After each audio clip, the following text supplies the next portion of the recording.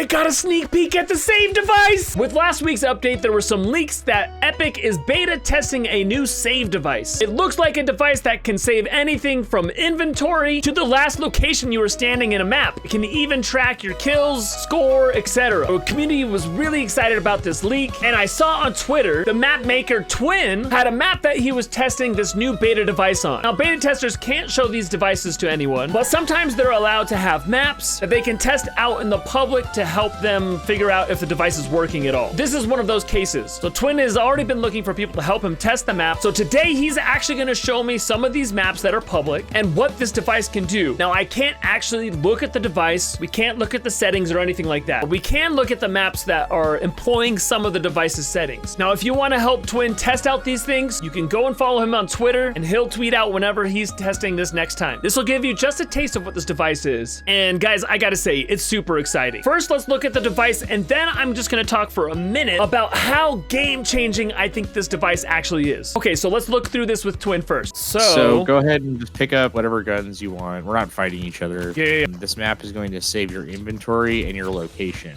Okay. As you saw before the round started, there are no spawn pads up here yet. I started up here and I actually already had guns because I've already done this. So press that button to save.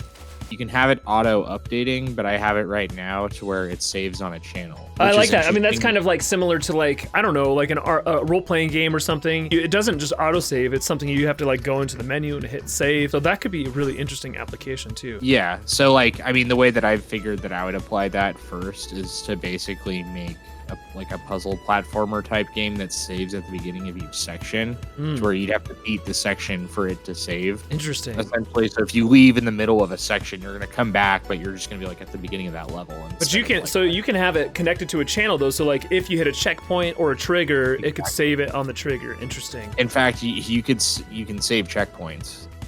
Oh my gosh, that's so crazy. So we started the game up here. Yeah, you're literally standing in front of the button where you were standing when you saved. That is so cool. Guns are the same order and everything.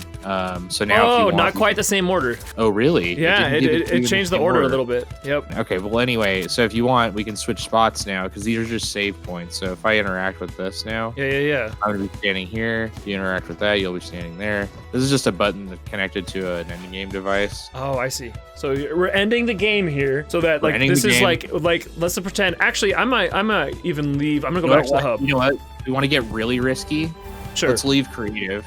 Okay, let's leave creative. And then we're gonna go in matchmaking. Yeah, I didn't really even think about how it could do. Matchmaking could throw something off. It's the most volatile thing that you can deal with, and it gets worse and worse the more people that are matchmaking in. Yeah, there's a lot that you have to think about whenever you're doing game development. The bigger the map, the like scarier the map, whatever, the more mechanics and stuff. There's just gonna be a lot of bugs. Okay, so I have my guns. I have my guns too, but I didn't. We're not in the same place. See, so there you go. That's an issue that arises in matchmaking. So there's still bugs, guys, but it mostly works. That's why there's this beta program instead of figuring this out on update day. You know, that's something that's like, oh, well, Mustard plays a Twin, and we found this bug. So hopefully by the time this comes out, that doesn't exist.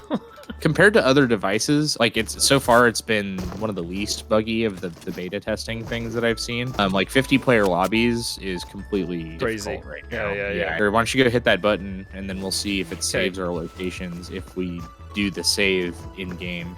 Do you have to end the round for it to save, or is it just save like if I left up the hub without you ending the round? Technically, I believe it just saves without you doing that. Because I've actually even had it like, oh, see, look at this. I'm frozen now. Yeah, I'm frozen too. Again, guys, beta test. Beta test. Sure. Okay, yeah, so this is just a box fight, right? Yeah, it's just a normal box fight. But when I kill you, I get points, right? So if I shoot you, wow, that's a fast storm. Yeah, okay. It's a multi-phase thing. So I just got 1 elimination and a score of 4. So if we leave and I came back, I should still have a score of 4, right? Exactly. So I'll end game here. And then actually, if you press start, you'll see that there's actually a setting that allows you to give the player the choice to reset their save file. Reset progress. Oh, interesting, right there. So that would just erase my score then. Exactly. If I wanted to start. If you want to start from scratch, yeah.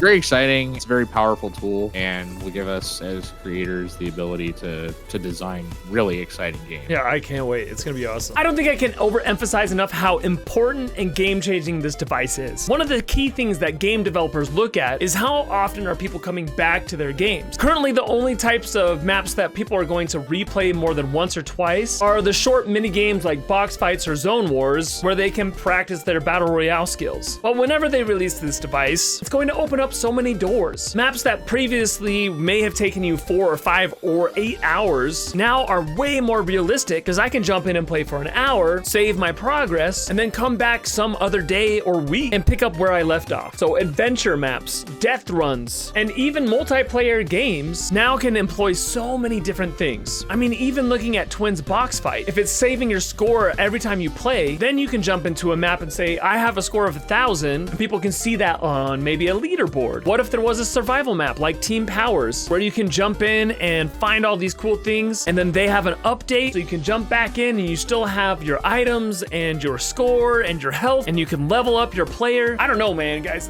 There's just so much you can think of. Ooh, guys, it's just so exciting. Creative is getting more exciting every day. Glad to be here for it.